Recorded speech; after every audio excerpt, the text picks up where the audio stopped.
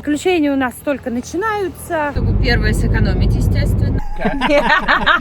А чё паркинг 80 песо-то он? Если вещи я не могу использовать. На рыбака ты похож. Киски нравятся. Наверное, пытаются все... Короче говоря, если вы резидент, то просто заставили нас переться в машину. Легенда гласит. Легенда гласит. Свой какой-то звук. А вдруг медведь? 300 песо. Царь во дворца. Добрый день, доброе утро. Проснулись в 5 утра. Едем в Чеченицу. Посмотрим исторический объект. Как говорится, не морем единым мы тут. Вот уже несколько недель Кристина настойчиво требовала поездку в Чичен-Ицу. Это то самое место, где стоят пирамиды и вообще огромный археологический памятник, который кличут одним из новых 7 чудес света. Немного пошуршав в интернете, мы выяснили две важные вещи. Во-первых, по воскресеньям для резидентов вход бесплатный, а во-вторых, место это дико популярное. Все археологические зоны по выходным идут либо со скидкой, либо бесплатно.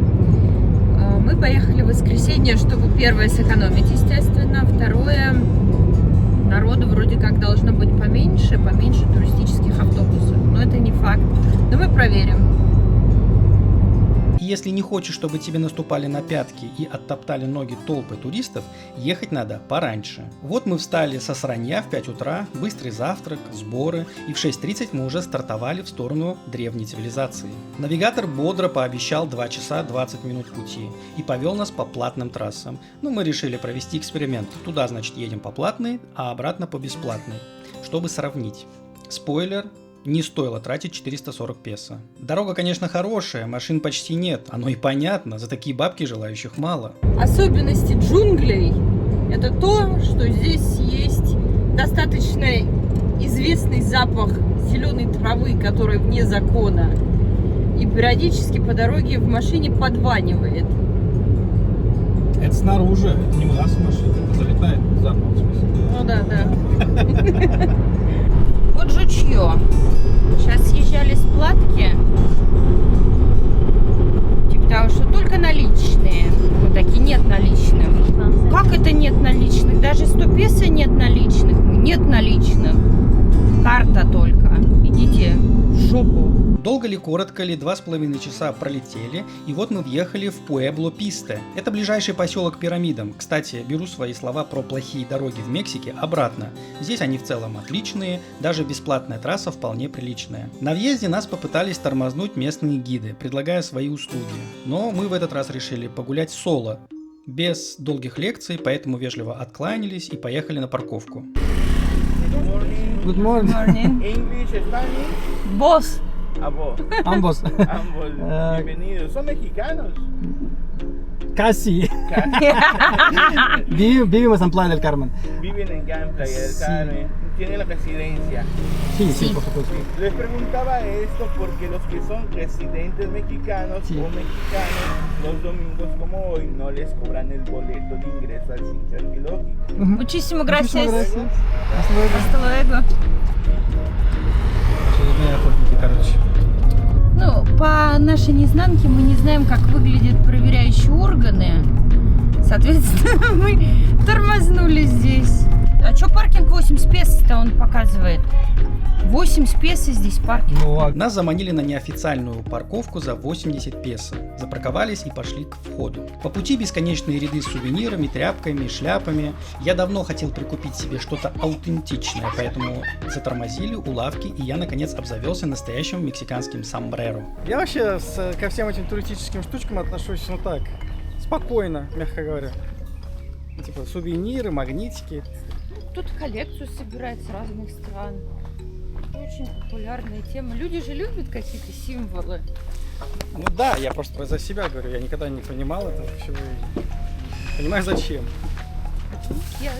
Если вещь я не могу использовать, она мне не нужна. Сувениры это не используемая вещь. Шляпа. Да, шляпа. ¿Cuánto cuesta? Hola, ¿cuál? ¿Sombrillas? ¿Cuál? Cualquier, por ejemplo. Es de 150. 150? 150. 150 песо. Что думаешь? Мне вот это больше нравится, нежели большая. Ese grande. Гранде. Es de baja. 50. Что? На мексиканец похож?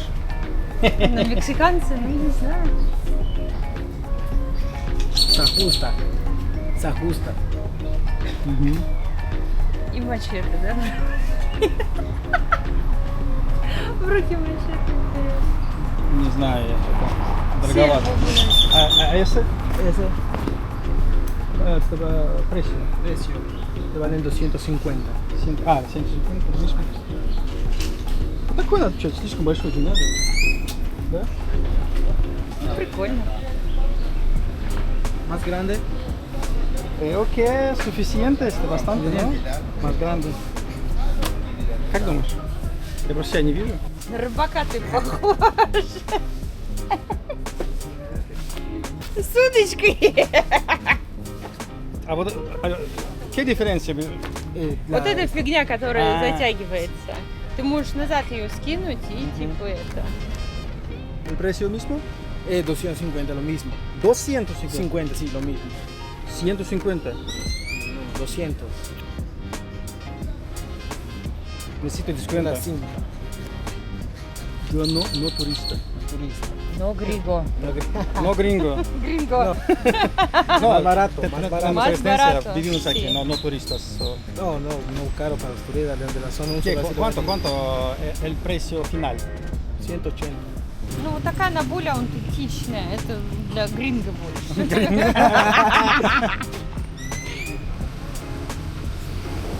Во. Да? Да, сигару в зубы.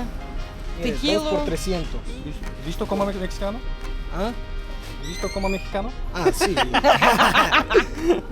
Они ржут, когда ты говоришь, я не гринго. No, подержи. Гринго это, короче... Я знаю, кто это. Не, это более аутентичная такая. Es И это 200. продувается. Это более No, плотно. creo que es mejor porque aquí Ah, ok, ya trae todo. aire libre. Sí. Se le cobra la- Вентиляция. Как же мне вот эти киски нравятся. Какие же они классные киски. Киски, да.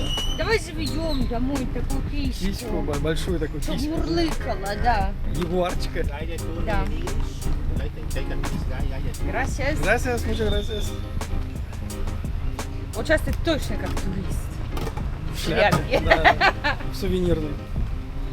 Не, ну надо иногда быть туристом, что ж теперь? Всегда что ли быть таким? А насчет вот этого выражения гринго, они всегда ржут, когда ты это употребляешь. Это центральная парковка.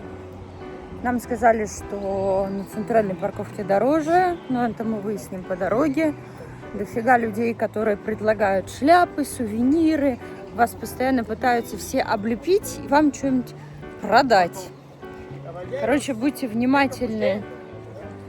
Людей прибывает все больше и больше. Резидентов для мексиканцев, мы сейчас типа мексиканцев, для нас бесплатно. Бесплатно? Да. Ага. Hola. Buenos días. Buenos días. Para Ella no residentes. sabe contexto. Надо? Да. Estos chachacuetos son malos oídos. Пришли на кассу, предъявили карточки резидентов, получили бесплатные билеты и двинулись на контроль. Короче говоря, если вы резиденты, у вас билеты бесплатные, их надо все равно получить, просто вам их выдают бесплатно. Для туристов вот здесь билеты все покупают. Можете себе нанять профессионального гида, который вас за ручку проведет за отдельную плату.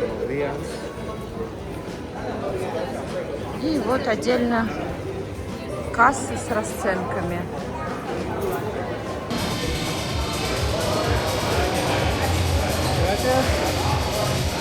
И тут нас ждал сюрприз в стиле мексиканский абсурд. Оказывается, за любую камеру, даже если это просто мыльница, надо платить налог 63 песо. А вот профессиональные микрофоны вообще запрещено проносить. Сигареты и вейпы тем более. Я, честно говоря, юмора не понял. За камеру заплатил, а микрофон, который является частью вообще-то записи видео, нельзя. Но спорить с местной охраной дело гиблое, поэтому пришлось топать обратно к машине, оставлять микрофон и возвращаться. Ну, приключения у нас только начинаются. Зашли мы, значит, по билетам, начали проверять сумки. Выясняется, что за камеру нужно доплачивать. Ладно, окей, не вопрос. За любую Который нету в списке. Мы его спрашиваем: чувак, А то, что мы на iPhone будем снимать, это ничего. Ну, если ты хочешь, ты можешь за iPhone заплатить. Нормальный ответ. Хорошо. Докопались до микрофонов.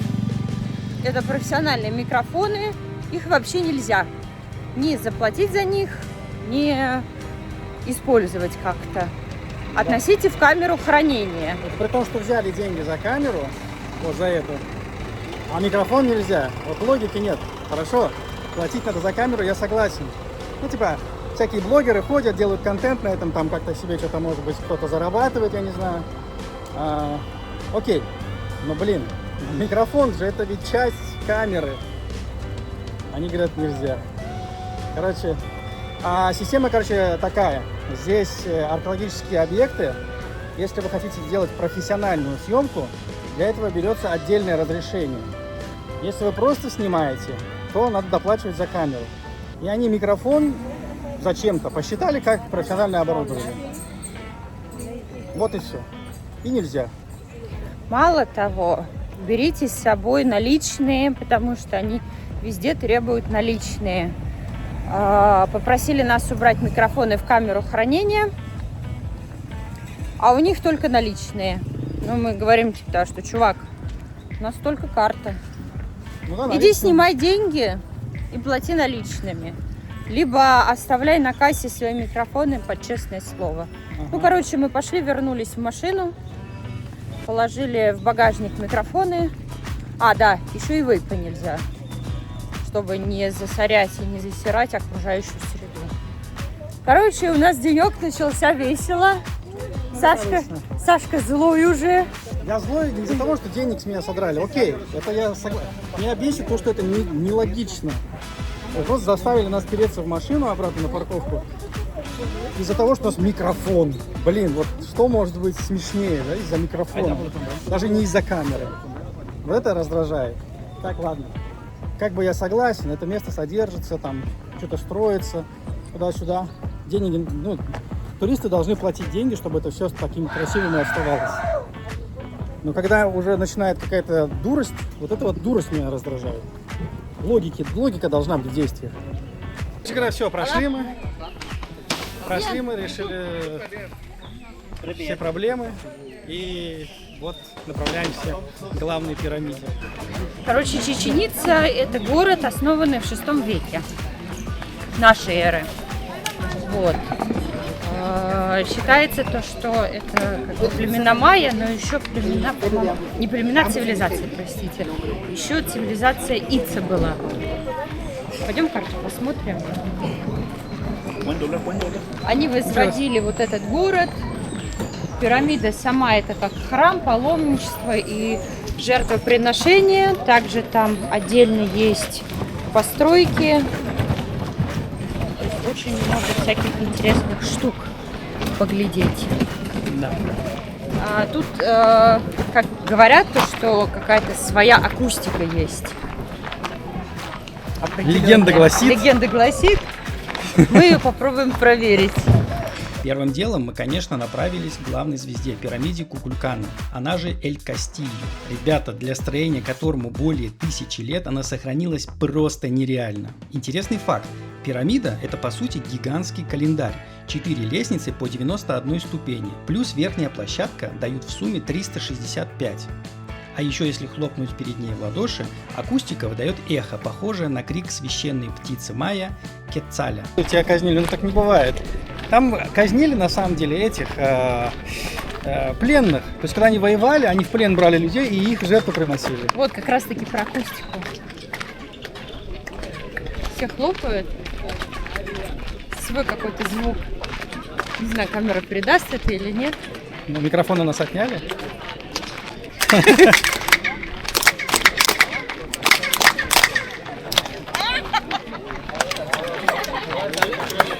Не, залезть не получится, не дадут.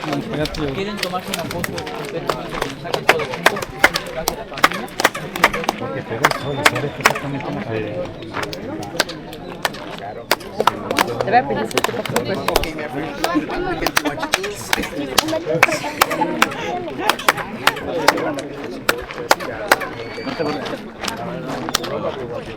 Такое ощущение, что стоит принимающая мембрана Да. и рикошетит. Ну так оно и есть, а так ко мне окружается.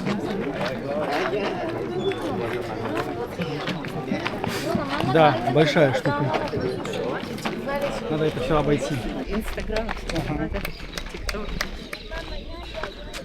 Вот с той стороны солнце оттуда светит, с той стороны надо фоткаться, с того угла. Здесь камни просто.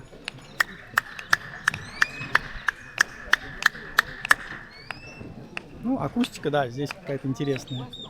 Люди хлопают, показывают туристам. Всегда было интересно, прикинь, гид каждый приходит и каждый раз новым туристам одно и то же рассказывает. Обошли ее со всех сторон, наделали фоток и двинулись вглубь города. Пошли через лесистую местность, увидели каменный орнамент под пальмовой крышей и даже набрели на древнюю паровую баню. Майя явно знали толк в релаксе. Вообще Чеченица — это огромный город по меркам тех лет. Конечно, это не Теночтитлан, который был на месте Мехико, но и у Чеченицы есть свой козырь. На ее месте не построили современный мегаполис, поэтому она сохранилась как есть. Почему же его забросили? Историки до сих пор спорят. Самые популярные версии — это жуткая засуха, из-за которой истощились ресурсы, или внутренние войны и восстания. К 18 веку город опустел, и джунгли начали его медленно пожирать, пока его снова не открыли археологи. Лес. А вдруг медведь? А у нас угостить нечем. Понимаешь, такое ощущение, что это все вчера построили. Ну это же храмовый комплекс, наверное, они здесь не жили, а просто Богу молились. Но Чеченица — это вообще-то как бы город был. Храмы строились именно в городе. Кстати, интересная и классная такая конструкция. Она, по ней вода стекает, и под ней достаточно прохладно. И при этом, видите, нету никакого пластика. То есть это просто вешается, и все, вода стекает. И шум дождя не слышно. Большой плюс. Эль Меркадо — это рынок. Рынок. Бывший был. Я всю свою сознательную жизнь мечтала попасть, по ходу дела, именно сюда, потому что когда показывают про Мексику, про пирамиды, это все так, красиво было. Так, а в реальности что? В реальности тоже красиво, и я сюда попала. Ага, И я довольна. да, ну всё, отлично. Да. Чеченицу ты же хотела давно уже. Да. Это город. Ну да, получается, что город. Ну, городок, наверное. У некоторых граждан, как говорится, дачи побольше будут нынче. Послушай, Поэтому для 6 века, Для когда он VI века это был город, да. основан, это был полноценный город. Понятное дело, что это не Теночтитлан, который нынешний Мехико. Ну, Но, тем не да, менее. тот большой очень был. Тем не менее. Там очень много народу жило. Там кукурузу можно выращивать, поэтому, а здесь-то кукурузу не вырастешь особо. Ну, баня. Причем такая, как стим. Получается. Далее мы проследовали до обсерватории, которую называют Эль Караколь, из-за винтовой лестницы внутри. Именно здесь майя смотрели на звезды, вычисляли циклы Венеры и рисовали тот самый знаменитый календарь, которым нас все пугали в 2012 году, помните? Удивительно, как они без телескопов могли добиться такой точности в астрономии. Штука, которая за политику отвечала, тут, возможно, вождь находился.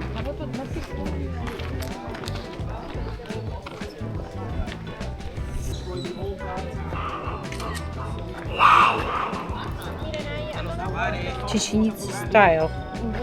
Не знаю. Стиль чеченицы развивался с 900 по 1150 год Откуда нашей 6 век эры. взяла тогда? 6 век это какой? Год. Это 600 век, а это 900. Разница как между нами и Петром Первым. Основан, а здесь развитие, бум случилось. А, ну если так. 300 лет ничего не происходило, да? Ну, это Чеченица, это случился бум. Бурное развитие мегаполиса как раз-таки с этого момента началось. Так что не надо, ля-ля. Интересно, тут понятно, тут все такие важные шишки жили, а где жили обычные люди тогда? В лесу. Раскопки простых людей не интересны никому. Ну да. Скучные граждане. Магнит? По одному месту. Что будешь? Продолжаем вещание, да? И не, мы сейчас узнаем, что это такое. Платформа де Венус. Ну, платформа Венеры. Что бы это ни значило. В общем, майя были любители звезд. Венеса. Caballero, eche un vistazo a mi trabajo. Gracias. Te voy a dar en 20 para ti. Gracias. 3 por 20 chicos. 20 por las 3. Дальше выставка народного хозяйства. Как раз. После руин переместились к священному Синоту. Это огромная природная воронка, глубокая и мрачная. Вода в нем, скажем так, неудовлетворительного состояния. Мутная, зеленая, купаться там точно не захочется. В древности майя кидали туда подношения богу, дождя, Чаку. И, судя по находкам археологов, подношения были не только золото, но и люди. Тут же зашли в кафешку. Сразу предупреждаю, тут дорого и не очень вкусно. Так что лучше плотно поешьте заранее в писте. На территории Чеченицы есть кафе. Вот. В среднем покушать на двоих получается сколько? Около 300 песо. Вместе с напитками, да. Мы заказали два как хот-дога или как два пирожка получается за 220 песо. Вот тут небольшая кафешечка, рядом Синод. Красиво все. Вот. Единственный минус, который я здесь нашла, это то, что нету туалетов. Ни одного мы еще не видели. По дороге обратно проходили бесконечные ряды с масками. Маски специфические. От некоторых реально навеяло фильмом «Евротур». Помните ту сцену в Амстердаме? Вот один в один. Унести флюги Гехаймен! Нет! Финальной точкой стал футбольный стадион Гран Хего де Пелота. Это самая большая площадка для игры в мяч в Мезоамерике. На стенах висят каменные кольца, в которые нужно было забросить каучуковый мяч весом в несколько килограммов. Акустика тут бешеная. Если шипнуть на одном конце поля, на другом, а это 150 метров, тебя будет слышно. По легенде, игра была не просто спортом, а ритуалом. Капитана проигравшей, а по некоторым версиям победившей, как особая честь, команды, действительно могли принести в жертву. Царь во дворца, он там сидел и наблюдал. Царь во дворца. Царь во дворца. Тоже акустика.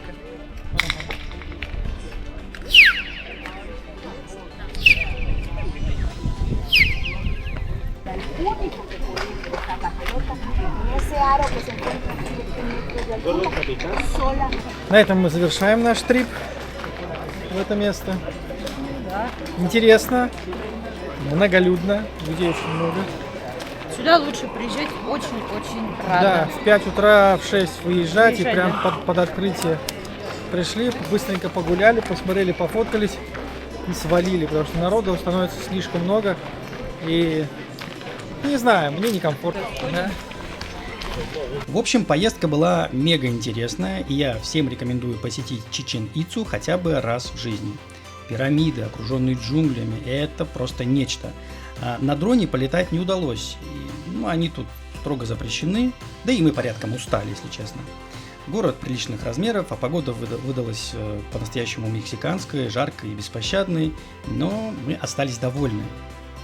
Возможно, приедем сюда еще, так как за один раз все тщательно просмотреть просто нереально.